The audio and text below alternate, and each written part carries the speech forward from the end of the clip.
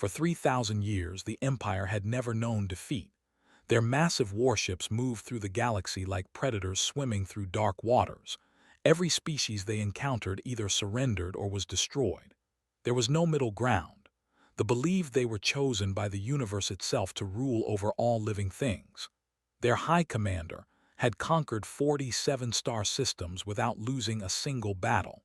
His flagship, the Eternal Dominion, was the largest vessel ever built. It stretched across 15 kilometers of cold metal and burning weapons. When it appeared in a system's sky, entire civilizations simply gave up. The method was simple. They would arrive at a new world, demand complete surrender, and if refused, they would turn the planet's surface into glass. Their plasma cannons could melt cities in seconds. Their shield technology was so advanced that no weapon had ever penetrated their defenses. Other species tried to form alliances against them. They built massive fleets. They created new weapons. Nothing worked. They crushed every resistance with cold efficiency. They collected slaves from dozens of worlds. They stripped planets of resources. They built their empire on the bones of dead civilizations. When their long-range scouts first detected signals from a small yellow star at the edge of the galaxy, they paid little attention. The signals were primitive radio waves, barely organized, speaking of a species that had only recently discovered space travel. The Science Council estimated that these creatures, who called themselves humans, were at least 500 years behind their own technology. High Commander received the report while eating his morning meal. He laughed at the crude images of human spacecraft. They were small, fragile-looking things held together by what appeared to be simple metals. Their weapons were chemical propellants and basic nuclear devices. He gave the order to prepare an invasion fleet, expecting this to be the easiest conquest in their long history. They sent 50 warships to the human home system. This was considered excessive, but wanted to make a statement. He wanted the other conquered species to see that even new discoveries posed no threat. The fleet commander, a veteran named, led the invasion force. He had destroyed 12 civilizations during his career. He expected to finish this mission in a single day and return home for the celebration feast. His ships dropped out of faster-than-light travel at the edge of the human system. Immediately, his sensors detected something unexpected. There were thousands of small objects scattered throughout the outer system. Assumed they were mining stations or communication satellites. He ordered his fleet to proceed toward the third planet, the one the humans called Earth. As they moved deeper into the system, more objects appeared on their sensors. Ships, many of them, too many to count quickly, felt the first small hint of uncertainty. Where had all these vessels come from? The intelligence reports said humans had only a handful of spacecraft. But now his sensors showed hundreds, then thousands, then tens of thousands of ships moving into formation. The human vessels were indeed small compared to warships. Most were less than a kilometer long, but they moved with perfect coordination, forming complex patterns that had never seen before. They spread across space like a net being cast over prey, opened communication channels, and delivered the standard surrender demand. His voice boomed across all frequencies, promising destruction to any who resisted. The response came quickly, and it was not what he expected. A human female appeared on his screen.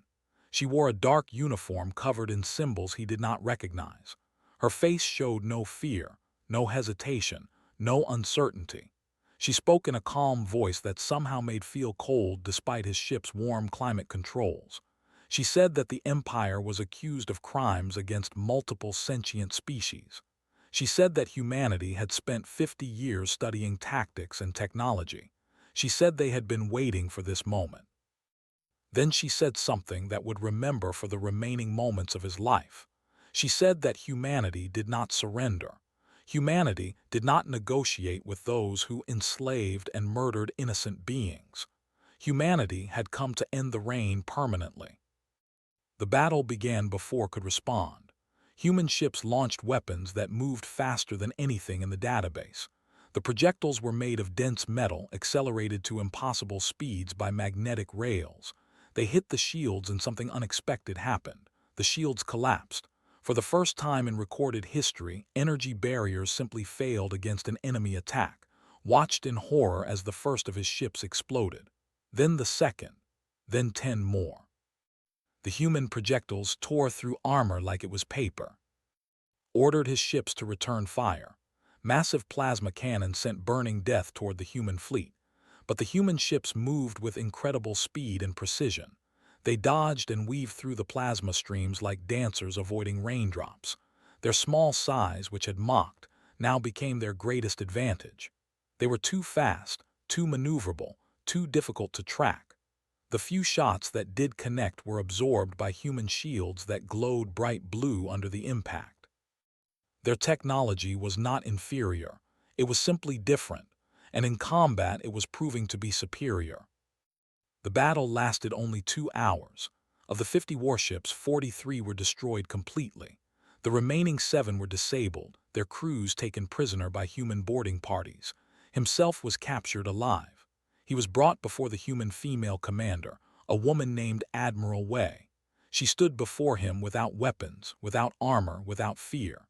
She told him that his prisoners from other worlds would be freed. She told him that his empire's reign of terror was ending. And she told him that the human fleet was already moving toward the home system. High Commander received the news of the defeat 3 days later. He refused to believe it at first. He accused the messenger of treason and lies. But then the censor reports started coming in from observation stations across space. A massive human fleet was moving through their territory at speeds that should have been impossible. They were not coming to negotiate. They were not coming to make demands. They were coming to fight. Gathered his full military strength. 600 warships, the largest fleet ever assembled in history, formed a defensive wall around their home world. Every weapon was charged. Every shield was raised to maximum power. They had never lost a defensive battle. Their home system was filled with weapons platforms, minefields, and automated defense stations. They were ready for anything. The human fleet arrived on a clear morning according to the calendar. There were over 10,000 human vessels, ranging from small fighters to massive carriers that rivaled even the Eternal Dominion in size. But it was not the size of the fleet that made its blood run cold. It was the way they moved. Every ship acted as part of a single organism. Their coordination was perfect, instantaneous, beautiful in its deadly precision. They attacked from every direction at once, overwhelming the sensors and targeting systems. The human weapons were varied and devastating. Kinetic projectiles that moved at light speed, energy beams that cut through shields like hot metal through ice, missiles that could think for themselves, adjusting their course to find weak points in enemy armor. And something new, something they had never imagined. The humans deployed electronic weapons that attacked the computer systems directly. Ships began losing control of their own systems. Weapons fired at wrong targets. Shields dropped at critical moments. The great fleet fell into chaos. Watch from the bridge of the Eternal Dominion as his empire crumbled around him. His flagship was designed to be indestructible, but human weapons found ways through his defenses. Explosions rocked the massive ship. Crew members screamed as sections of the vessel were torn apart. Ordered all remaining ships to focus their fire on the largest human carrier. For a moment, it seemed like the strategy might work. Hundreds of plasma bolts converged on a single target. But the human ship did something impossible. It released a wave of smaller craft that intercepted the plasma bolts. Thousands of drones, each one carrying explosive charges, formed a living shield in front of their mother ship. They sacrificed themselves without hesitation, buying time for the carrier to complete its attack run. Then the carrier launched a single massive projectile directly at the Eternal Dominion. Had just enough time to realize what was happening before the impact. The flagship of the Empire broke apart in a cascade of fire and metal. Died instantly, his body vaporized by the explosion. The remaining ships, seeing their leader destroyed, either surrendered or tried to flee. The human fleet hunted down those who ran and captured those who surrendered. Within 6 hours, the battle was over. The home world was surrounded by human ships. Its population, once proud rulers of the galaxy, now stared up at the sky in fear. Admiral Wei broadcast her message to every world in the former empire. She announced that all enslaved species were now free. She announced that war criminals would face justice for their actions. And she announced that humanity would remain in this region of space to ensure peace and stability. She made no demands for resources or territory. She asked for no tribute or worship. She simply stated that humanity had seen evil and had chosen to destroy it. In the years that followed, the galaxy learned more about humanity. They learned that humans had detected the 50 years before first contact. They had watched, studied, and prepared. They had built their fleet in secret, hiding their true capabilities. They had developed weapons specifically designed to defeat technology. They had waited patiently for the moment when they would be ready. Humanity had never been the weak species they believed them to be. They had been a trap waiting to be sprung. Other species that had suffered under rule came to humans with gratitude and offers of alliance. Some expected humans to become the new rulers, the new empire. But humanity refused. They helped rebuild destroyed worlds. They shared their technology freely. They created a council where all species had equal voice. They proved through their actions that power did not have to mean domination. The story of the defeat spread to every corner of the galaxy. It became a warning to any who might consider following the path. The universe had seemed like a dark and dangerous place, ruled by the strong and cruel. But now there was a new presence among the stars. Humanity had arrived, and they had brought with them something the galaxy had forgotten was possible. They had brought hope.